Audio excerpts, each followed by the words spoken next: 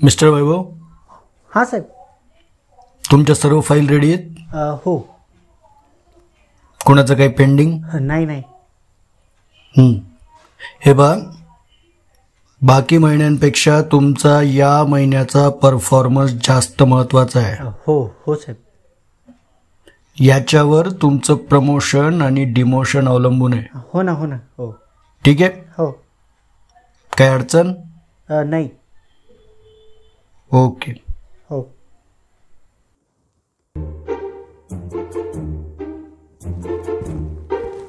लहानपणापासून ते आजपर्यंत मला या मार्च महिन्याची भीती वाटते.